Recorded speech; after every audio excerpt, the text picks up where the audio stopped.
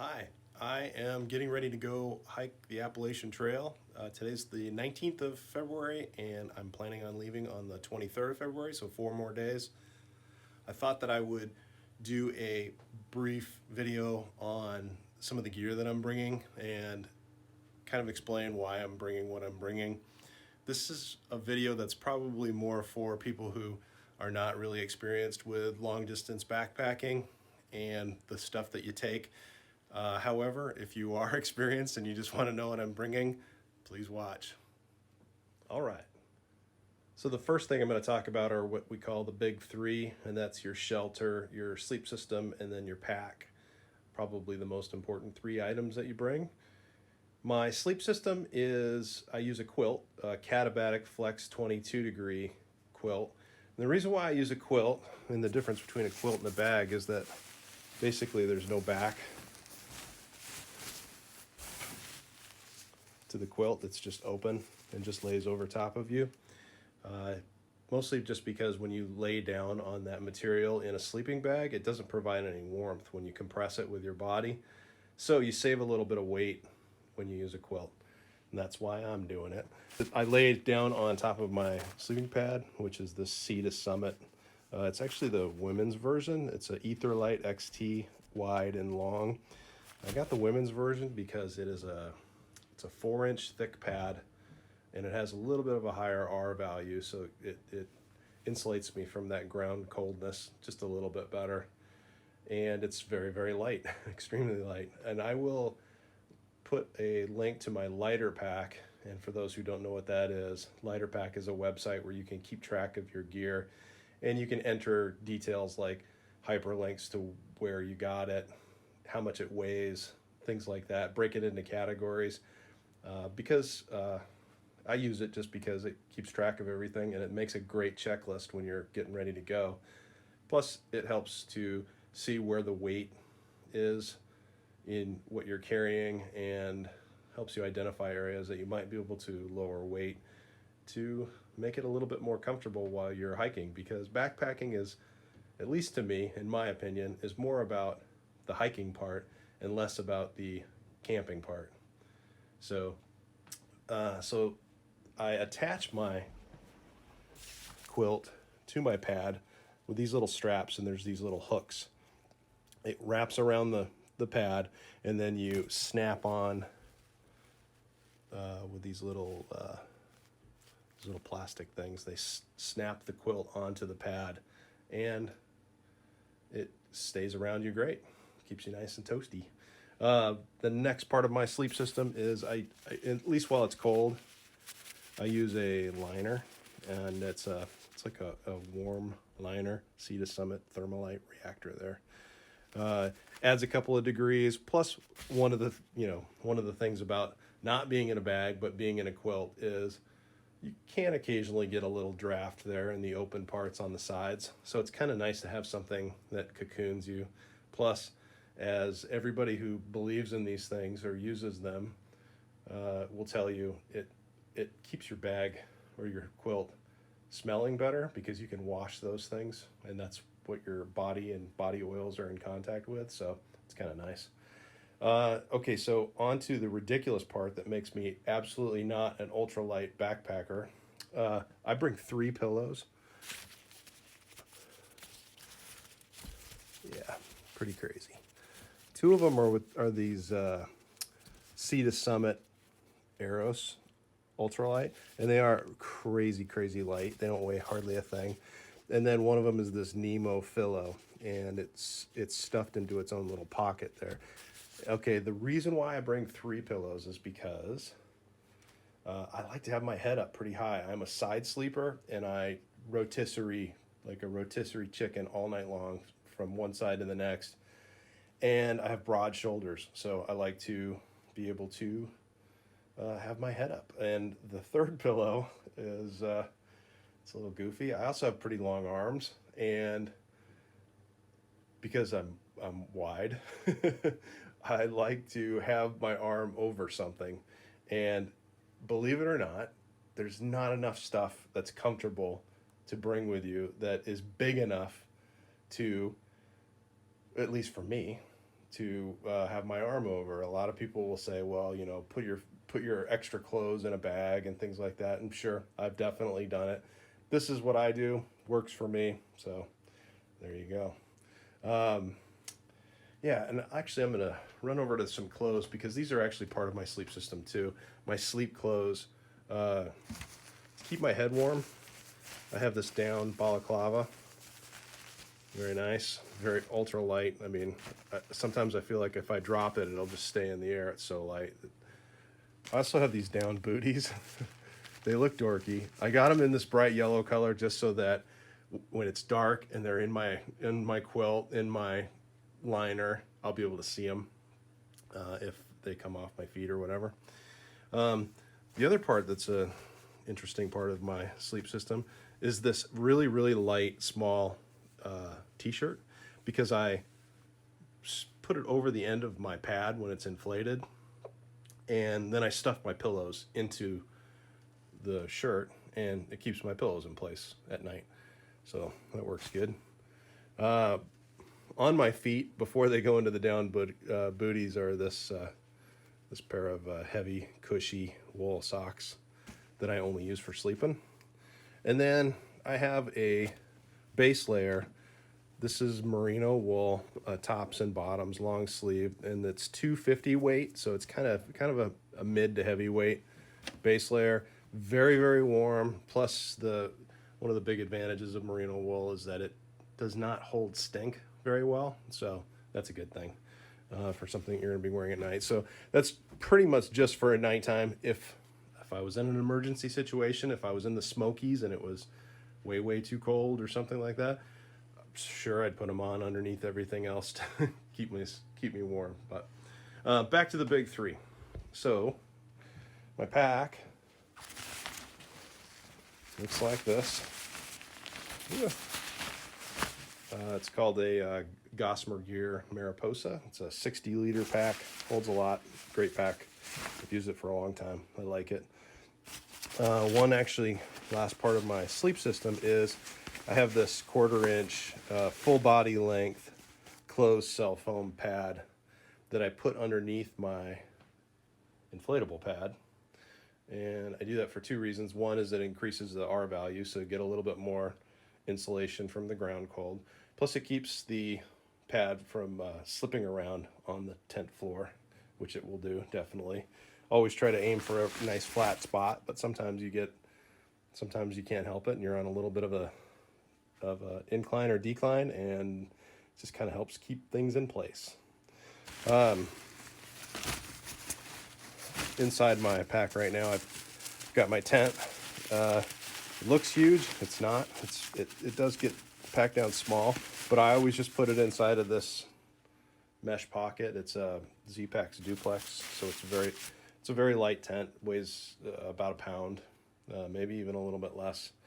And it's held up by my trekking poles, which I'll show you in a second. But very light, and I like this system. I did this last year on the AT. AT's really wet, so when I pack up my tent, it's always wet. I'm sure I'll get to some places where it's nice and toasty and it will stay dry a whole night, but often, especially in the beginning, it's always wet. So I don't really worry about it. I just wrap it up as it's wet and put it in that mesh pocket, and it can be wet as long as it wants to be, so it doesn't bother me at all. Yeah, so that's it from a pack. There's the trekking poles that I'll use. These are also from Gossamer Gear. They're the LT5s are what they call them, and they're carbon, and they've got these. It's not real cork. It's a synthetic something, but they're great. These are great poles. I think their marketing says that they're the lightest poles on the planet. Maybe they're very, very light. That's for sure. And again, I'll have that lighter pack, so if you want to check out the actual weights, you are welcome to. Go back over here. This is my jacket, prepared with a little gaffer tape there, little hole. But it's a puffy, so it's down, incredibly light. I think it's like 7 ounces. Mountain Hardwear Ghost Whisperer is the type, and it's super warm, mostly for camp at night. I mean, unless it's an emergency situation during the day, but you don't want to get down wet, so you don't really want to hike with it. Plus, it's just gets too hot hiking. I mean, even in, below freezing temperatures, it's just too hot to wear it. However, I will wear this quite a bit while I'm hiking. This is it's a rain shirt, rain jacket, but it's also makes for a good outer layer, just to block a little bit of the wind, block a little bit of the cold. It's from Enlightened Equipment, and it's called the Visp. That's the name of it. It's great. It doesn't wet out as fast as a lot of other jackets that I've used. Last year I used an Arc'teryx jacket, the Zeta SL, I think, and it got wet pretty fast. This one's got a big advantage this one has over the one I used last year is it's got pit zips, so I can unzip underneath my armpits to let a little airflow in, which is great when it's wet, but it's still warm. So yeah, that's that stuff. Oh, as long as I'm over here, here's the hat I'll be wearing. And here's a warm hat. It's also merino wool from Smart Wool, just to keep my head toasty while I'm hiking if I need it. Let's see. Oh, there's a bag. Everything goes into a bag. There's a bag that everything goes into inside of my pack, and then I've got individual bags for my sleep system. That always goes down on the bottom, maximum protection, keep it dry. And then I've got another bag for my clothes, and I keep them separate. I have my sleep clothes in one bag, and then what I'll talk about next, my daily clothes in another bag. But yeah, that's what I do. So, daily clothes.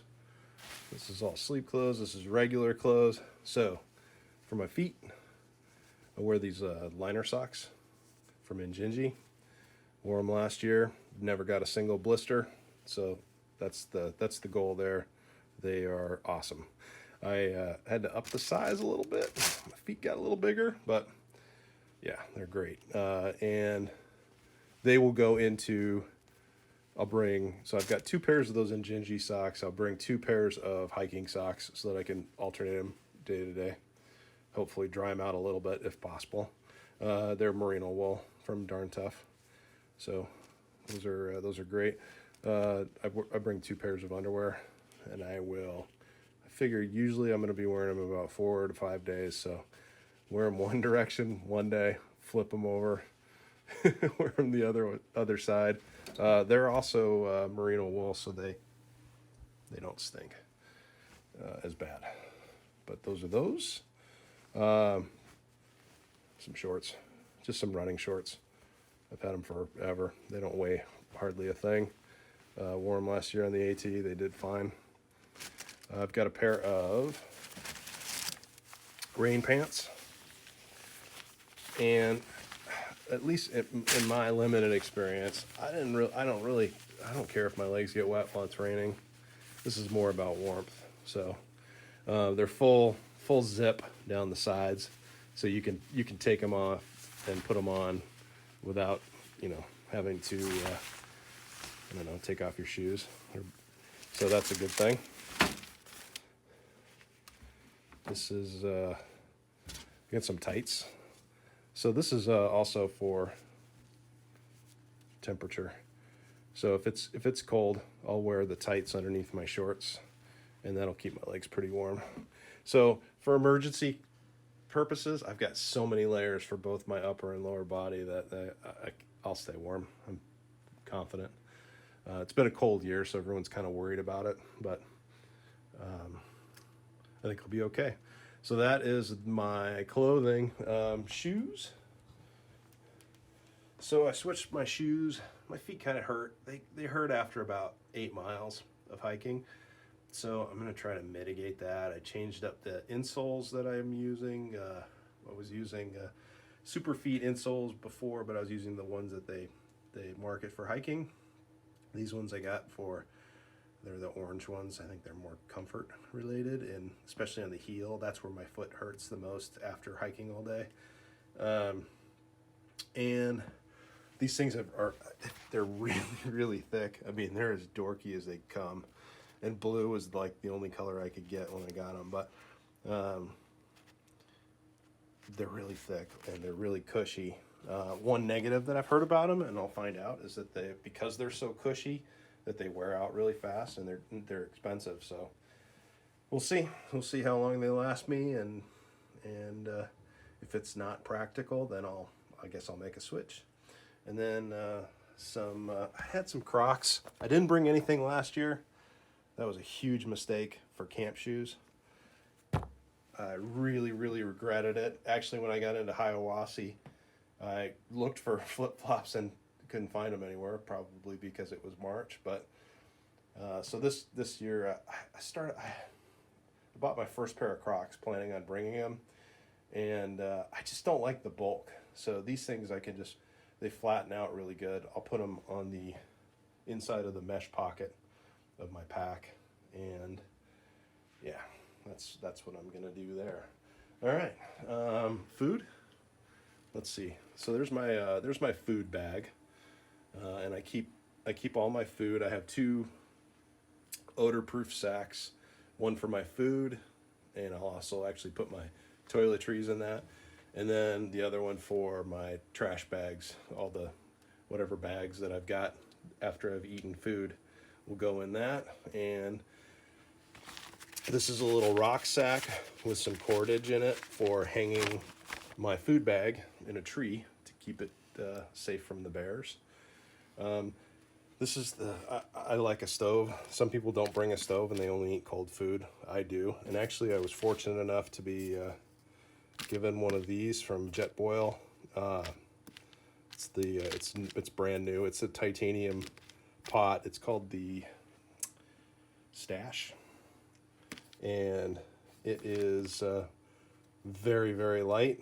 And there's a little stove inside of it. You light it with a little lighter, and yeah. So I'm on a trade deal with these guys. I'm going to provide some pictures on the trail, and they let me have one of those. This is a insulated bag for putting like backpacker meals. Got a bunch in there anyway. Like Mountain House or whatever. You put the hot water in there, put it in this thing, let it sit for 10 minutes or so, and it'll hydrate the food and still stay pretty warm. And then this is by the way, anybody who is an experienced hiker, especially an AT hiker who's gone northbound, knows that this is a ridiculous amount of food. But I had like such a good deal on these Mountain House meals that I bought 8 of them, and yeah, so they're gonna last me past my first resupply for sure. But and I would never just buy these things regularly because they're really expensive. But I'm gonna start off in style, I guess. And then I've got snacks and coffee and drinks and stuff like that in here too. So that's it for food. So my water situation is I filter my water with a Sawyer water filter, Sawyer Squeeze. This bag right here, Ceenoc Vecto,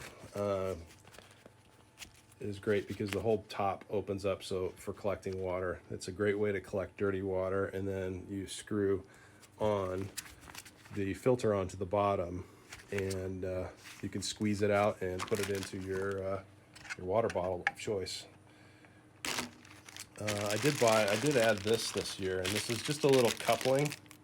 So last year when I was using this Vecto, I guess I squeezed too hard, or maybe I just had a defective unit, but it kind of broke around the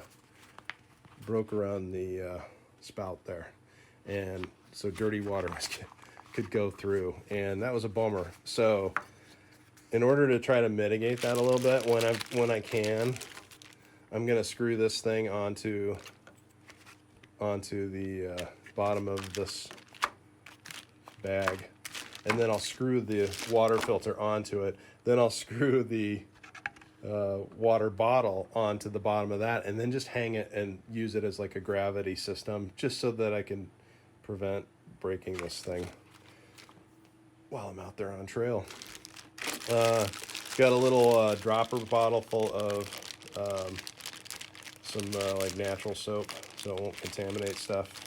Dr. Bronner's, everybody knows Dr. Bronner's, but yeah, I just use a little bit, a couple drops, just to makes me feel better to wash my hands. It's not really critical for normal things, but it is pretty critical for the next thing, and that is, here's my my poop system. So there's a spade for digging cat holes to poop in. I've got some hand sanitizer in there, and so I've got this. I'll take it out if I can, one-handed. Super tricky. So this goes onto there, and it's a bidet. You just kind of like put it between your legs and give yourself a nice rinse, and then not to be gross, but then you once it's rinsed off pretty good, then you use one of your hands and kind of clean that area a little bit better, rinse it a little bit more, and then got a second little eyedropper bottle of soap to clean my hands after I'm done with that. So that's one way to do it without toilet paper. And that's the way I do it, and it works good. Okay, I guess clothing-wise, I've got a pair of these possum gloves. Oh, they're great. They're super warm. They've got the little thumb and forefinger thing, so I can touch, work my phone while I'm wearing them. These are mitts, rain mitts that go over them. They work pretty good. I mean, they're REI's brand, and they're Gore-Tex. It's, again, 99% of the time. The only time I care about that is if it's really cold. So, yeah, and honestly, once it warms up, the mitts and actually all the gloves will go away. I'll send those home. I've got some hand warmers in there too, and some toe warmers. Again, I think I got them in my stocking at Christmas, so I'm gonna bring them. I'll probably use them too. I don't think I need them, but I'll use them up. It'll be like a treat on a really crappy day, maybe. So this is my,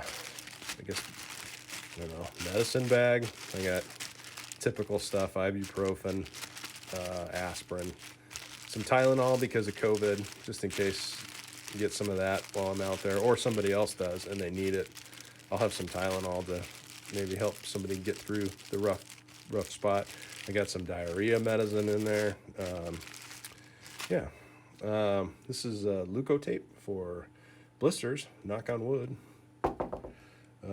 Haven't had any yet, but you can also use it to repair things, so works for that as well.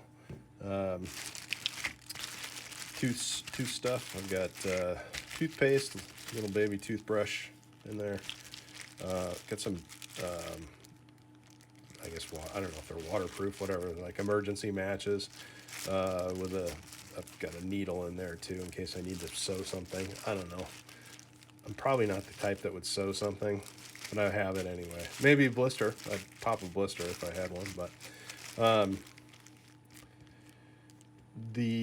antibiotic cream, definitely good to have. I got some floss, both for my teeth, and I guess it's the thread for my needle if I need it as well. I got some anti-chafe stuff. Haven't had that problem, but I don't want to have that problem, so I've got that. Some sunscreen that I don't have to use my hands. Glasses kit or case for my glasses. Some filters. I got a COVID mask. I mean, around here in New York, you got to have one on to get into a lot of places. And for hitching and stuff like that, I'm gonna wear a mask. I've got a bug net. I won't need this in the beginning, but it doesn't weigh anything, so it'd be a pain in the butt just to have this get mailed. In one of my hip pockets, my pack, there's a lamp, Nightcore NU25 maybe, something like that. A little lighter, earplugs, some lip balm. Get this little tiny knife. I mean, I would never keep a knife normally, but it's got scissors. It's got a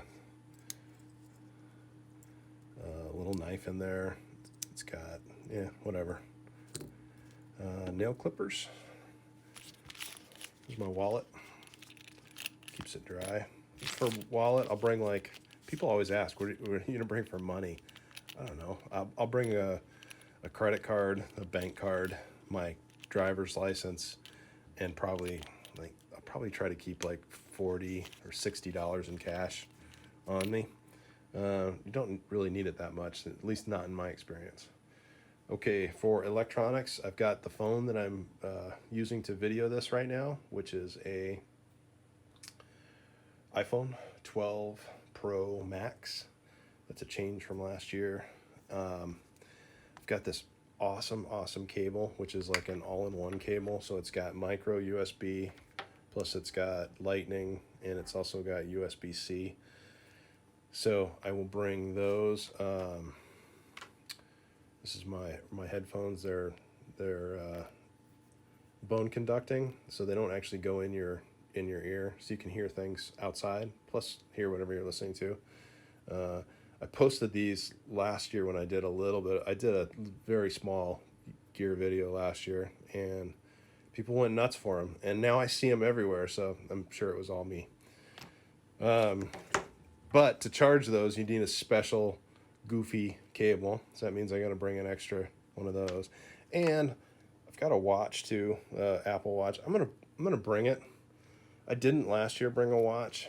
I think I'm gonna bring it. And if it becomes too much of a pain, or it's using too much electricity or whatever, I'll send it back. But I'm gonna start with it.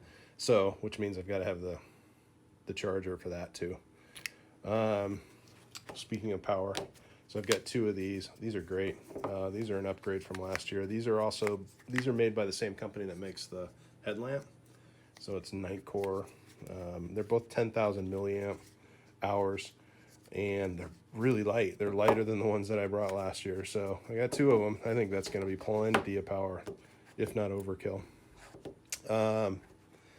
Yeah, so for my phone's got a lot of storage, but I'm bringing two USB jump drives. It's like 500 gigs, and then the other one's 256. So I will, as I'm making videos and stuff like that, once they're all done and everything, I'll offload all of that from my phone onto those cards just to free up space on my phone. Speaking of which, you need this to be able to do that. These actually have a lightning connector, so you can actually just plug them into your phone, but they both require that you use this the company's app, and it's just hokey. I just want to use them as a drive. I want to be able to put anything I want on the phone, or take it off of the phone. So in that case, on the other side of both of these, there's a regular USB, and you can just plug that into this guy, plug it into your phone, and it's just an external drive at that point. All right, so here's a ND filter that I'm going to bring for my phone, and I've got a clip that clips onto the phone, and then this thing goes over the camera. And the reason why you do that, and that's probably overkill, most people wouldn't care, but my goal, at least on the trip, is to take as good a video as I can. So what that filter does is it kind of blocks the light and allows you to shoot at a frame rate or a shutter speed that is double the inverse of your frame rate. So I'm going to be shooting at 24 frames per second. I know this is probably nerdy overkill, but I'll be shooting at 24 frames per second, and I will be keeping a shutter speed, therefore, of 1/48th of a second. So basically what it does is it creates more of a cinematic look. There's better motion blur, that kind of thing. If it becomes a pain, or if it's, I don't know, whatever, I'll ditch it, and I'll just use the auto settings on the phone. They're pretty good, but I'm gonna go for the best quality I can, at least in the beginning, and we'll see. There's a little microfiber cloth to clean the lens, clean all the lenses, I guess. This is an InReach Mini for SOS, so I can, if something bad happens, I can get pulled out. Plus, it's also a tracker, so family and friends that I've shared my super secret tracking information with can go to a website and just see exactly where I am at any given time, see where I've been from day to day, that kind of thing. So here's the camera that I'm bringing is buried underneath this. This whole system clips onto the front of my pack. Bring it over to my pack here. So the capture clip clips on there and just hangs on the front of my pack, and then this thing basically keeps it protected from the elements. This cover. But the camera that I'm bringing this year is an upgrade from last year. It's the I'm not going to pull it out. It's the Sony A7R4. So it's a pretty high megapixel camera. Not that that's the be all end all thing, but it's a great camera. It shoots great. That's what I use professionally to shoot weddings, portraits, because that's what I do. So yeah, that all of this electronic stuff actually goes into this waterproof bag, very light. It's Dyneema, obviously from Z-Packs, and this straps to the front of my chest, so I've got pretty good access to this. Plus, batteries and stuff like that are charged, that are in here, will be close to my body, so they'll stay a little bit warmer, which is a good thing. Keep them alive a little bit longer. On the phone that I'm holding right now, I've got a tiny little tripod that I'll bring, an Ultrapod, so that I can set it up when I need to. And I believe that is everything. So thanks for watching, and if you have any questions, just put them in the comments. That's about it. I will be posting videos hopefully just about every day. I'm sure there's going to be a few day lag from the first one, but my plan is to post a video a day about my trip, my adventure. So thanks a lot, and I will talk to you later.